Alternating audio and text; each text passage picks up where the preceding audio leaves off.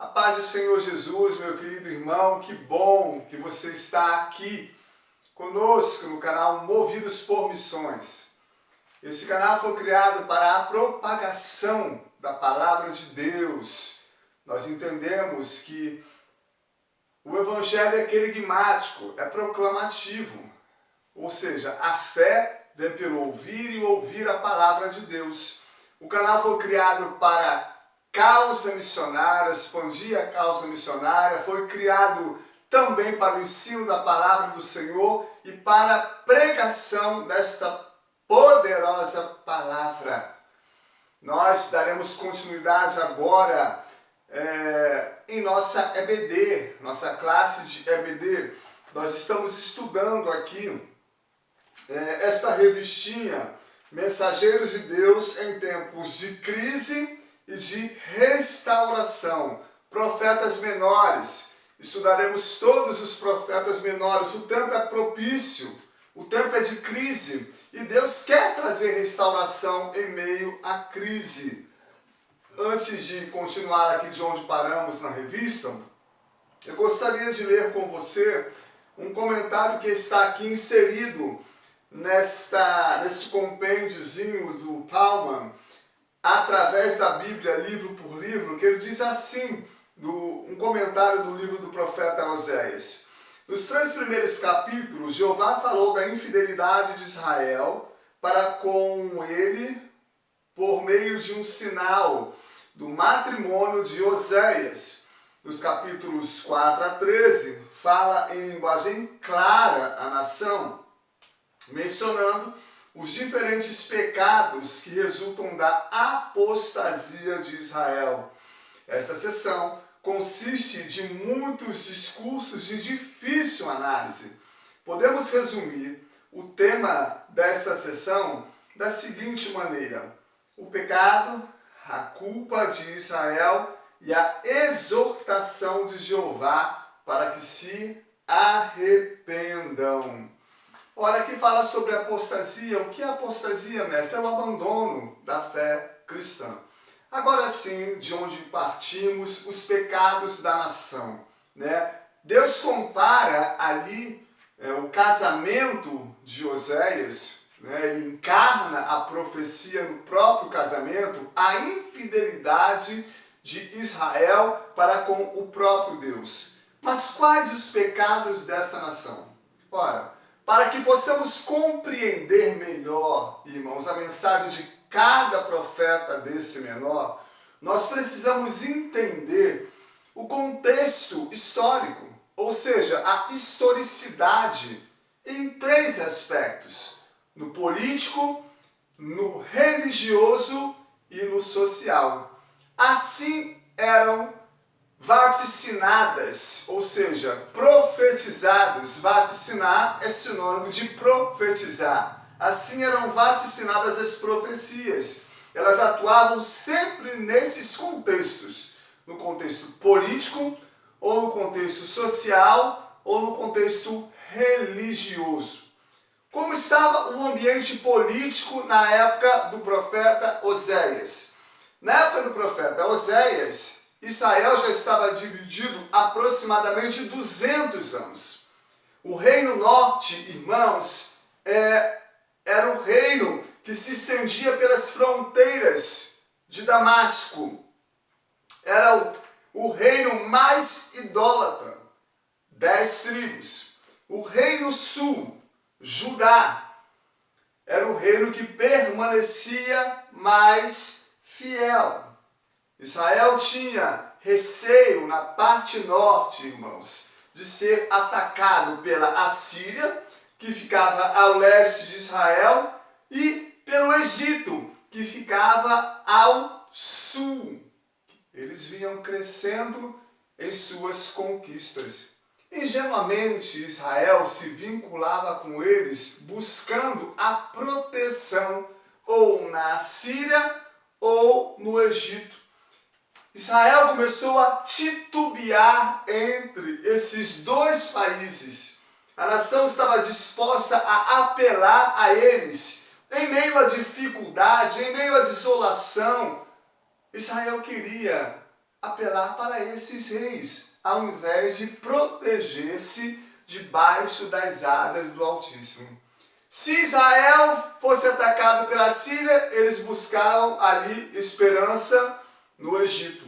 Se o Egito atacasse Israel, eles buscavam esperança na Assíria, mas não estavam propensos a voltar-se para Deus. E daí, nós vemos esses versículos aqui, né, de Oséias capítulo 7, versículo 3 e 4, diz: com a sua malícia alegram ao rei, e com as suas mentiras os príncipes. Todos eles são adúlteros. Adúlteros por quê? Porque eles estavam trocando a confiança no Deus Todo-Poderoso pela confiança em reis humanos, né? Semelhante ao forno aceso pelo padeiro, que somente cessa de atiçar ao fogo, desde que sovou a massa até que seja levedada. Essa palavra padeiro aqui supõe-se que Oséias exercia esse ofício como profissão, tá? Agora versículos 7 e 8. Todos eles são quentes como um forno e consomem os seus juízes, todos os seus reis caem, ninguém há entre eles que me invoque. Olha aí, a palavra de Deus diz: invoca-me no dia da tua angústia, e eu te livrarei e tu me glorificarás. E no meio da angústia, eles começavam a invocar proteção humana. E aqui no final do versículo 7, Deus diz: e não há entre eles quem me invoque. Efraim se mistura com os povos e é pão que não é virado. No capítulo 12, aqui um pouquinho mais à frente, nós vemos: Efraim apacenta o vento e persegue o vento leste todo dia. Multiplica mentiras e destruições. Novamente nós vemos o nome Efraim.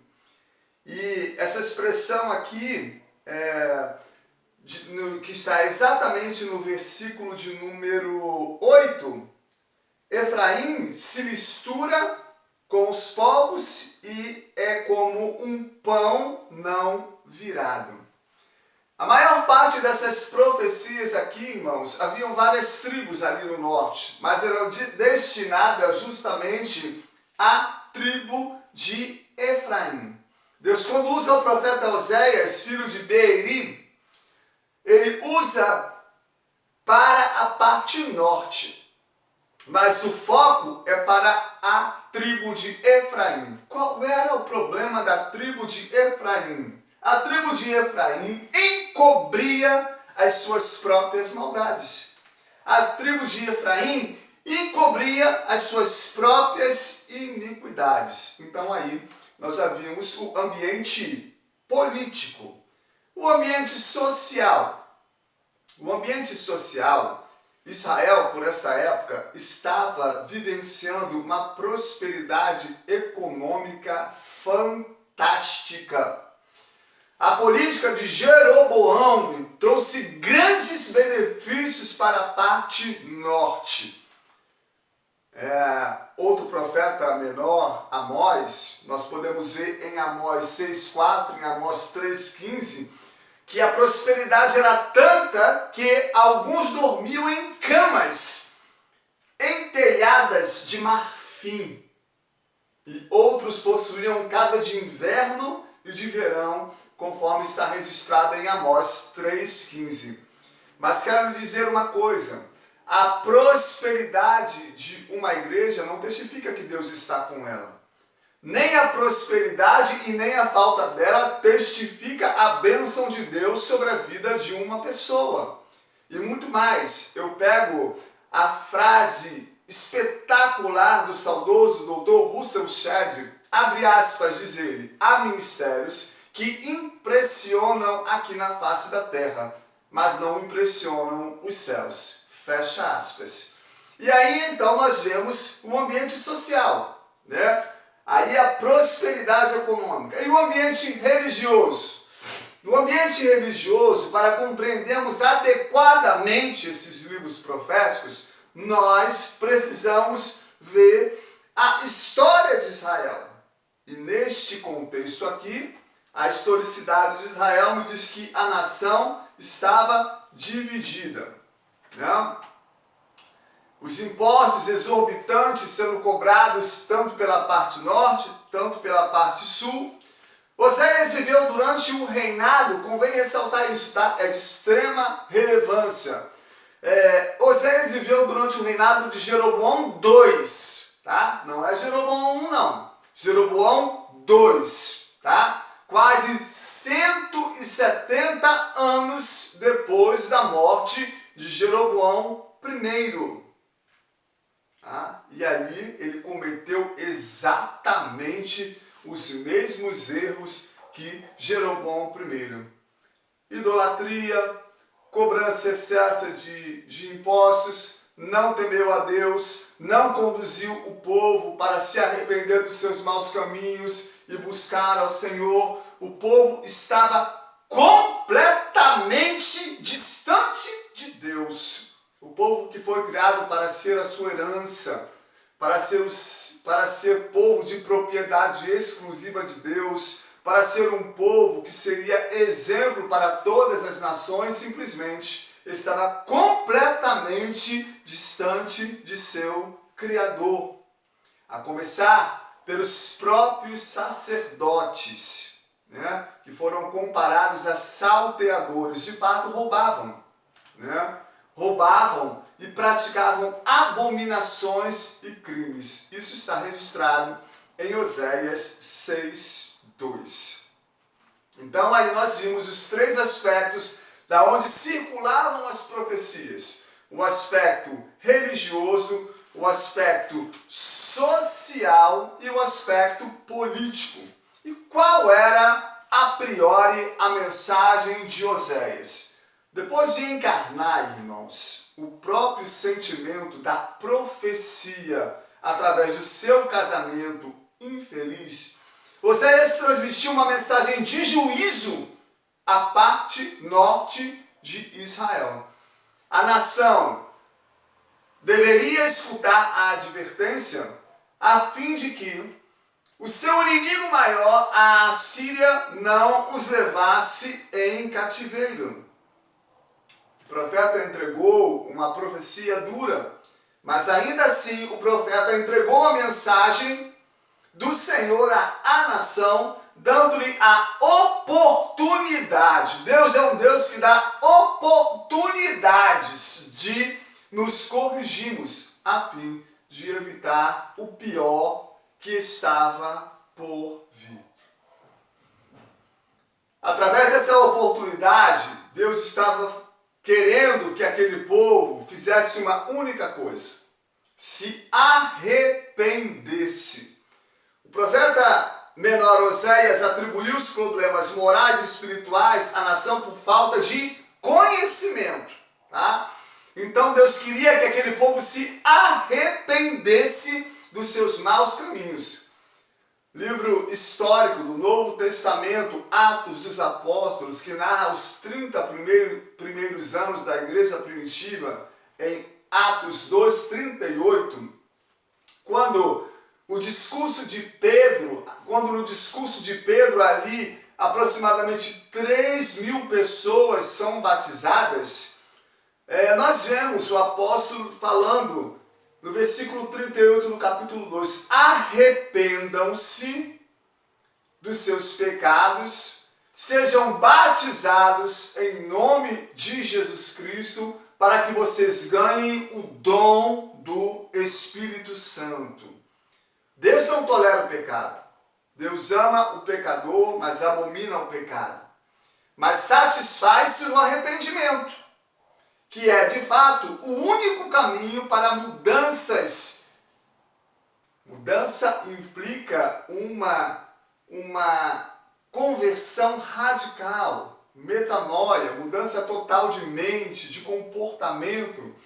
O apóstolo Paulo diz em sua epístola, em Romanos capítulo 12, versículo 1 e 2, Não vos conformeis com este presente século, mas apresentai-vos os vossos corpos vivos em sacrifício agradável ao Senhor, e devemos transformar a nossa mente para que venhamos experimentar como é boa, perfeita e agradável a vontade do Senhor. Mudança total de atitude, voltar-se para Deus, voltar-se para a sua palavra. Provérbios 28:13. Aquele que encobre as suas transgressões, como os da tribo de Efraim, jamais prosperarão. Jamais, mas aqueles que confessam e deixam alcançarão misericórdia. Aparentemente, irmãos, Gomer havia abandonado Oséias, mas ele amava a sua mulher. Então o profeta saiu em busca dela, assim como Deus vai em busca do pecador, assim como Deus vai em busca da ovelha que se perdeu, sempre dando uma oportunidade de arrependimento, de correção. O profeta saiu em busca dela e lhe disse: tu ficarás comigo muitos dias, e não te prostituirás, e não serás de outro homem.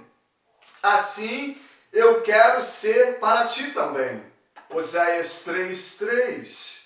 Qualquer homem que estivesse na condição de Oséias, irmãos, certamente já teria dado carta de divórcio à sua esposa, porque isso era permitido, estava escrito lá na lei de Israel. No 5º livro de lei da Bíblia, da Torá, Deuteronômio, capítulo de número 24, dos versículos 1-4.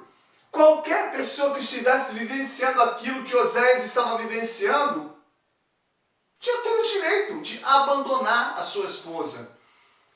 Mas ele não abandonou. E exatamente isso que Deus estava dizendo.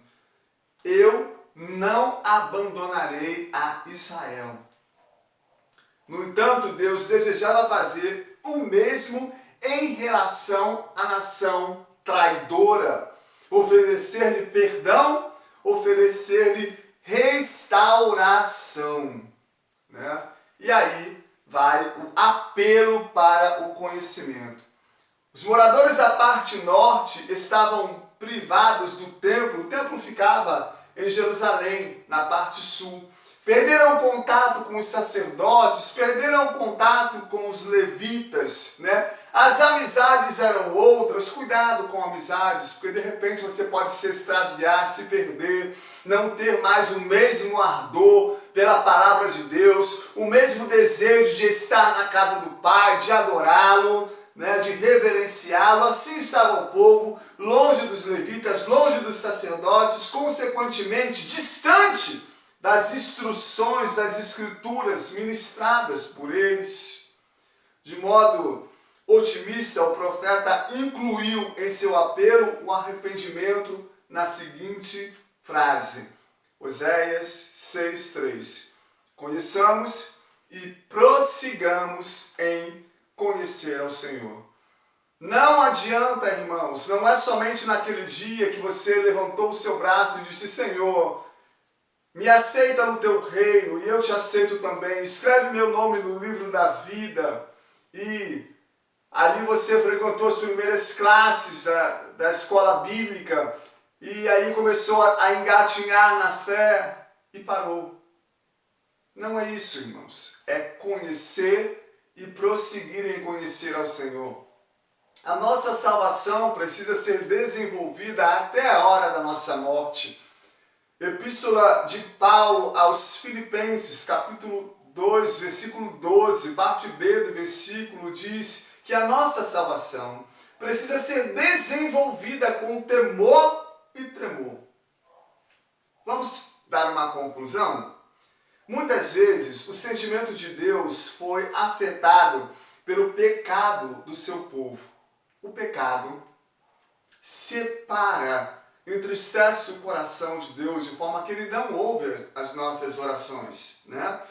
Desde o início da história, a nação hebreia viveu uma relação muito conturbada com o Altíssimo. Ela passou por intensos momentos Quais momentos são esses, mestre? Momentos de devoção exacerbada e logo em seguida momentos de densos episódios de apostasia, de abandono do sagrado, das coisas de Deus. Frequentemente o povo se esquecia da aliança que eles tinham com o Todo-Poderoso, com o Eterno, e voltavam as costas para outros deuses. Aqui, na parte norte, isso culminou através de uma mulher perversa. Ali ela pegou o coração do rei Acabe e, influenciando aquele homem, a Bíblia diz que feliz é o homem que acha uma boa mulher. A Bíblia diz que a mulher sábia edifica a sua casa, edifica um reino, como foi a vida da rainha Esther. Edificou um reino, salvou o seu povoado de um genocídio. E aqui a rainha Jezabel foi responsável, junto com seu marido, o rei Acabe, pelo maior período de apostasia ou de abandono à fé ao Todo-Poderoso. Queridos irmãos, não é isso que Deus quer. Cada profeta que Deus levantava trazia consigo uma mensagem de protesto. Arrependam-se. Vocês têm a oportunidade de retornar, de se voltar para Deus, Mas, lamentavelmente, isso foi até o livro de Malaquias. Nessa oportunidade, nós somos levados à seguinte reflexão como povo da nova aliança, porque aqui é o Antigo Testamento, Vamos concluir esta aula com a seguinte reflexão: como nós temos nos portado diante de Deus? Em plena fidelidade ou adequando a vida aos padrões deste mundo? Vai a pergunta. Que nos arrependamos diante do Senhor, pois não há um justo sequer. E o Salmo 130 diz que se Deus olhasse com olhos de justo juiz, ninguém subsistiria, porque somos todos pecadores. Que venhamos nos arrepender dia após dia, no precioso nome de Jesus. Na próxima aula, nós estaremos estudando Joel, o profeta do avivamento. Até lá, que Deus abençoe a sua vida poderosamente, o seu lar, os seus filhos, em nome do Senhor Jesus. Amém. E graças a Deus.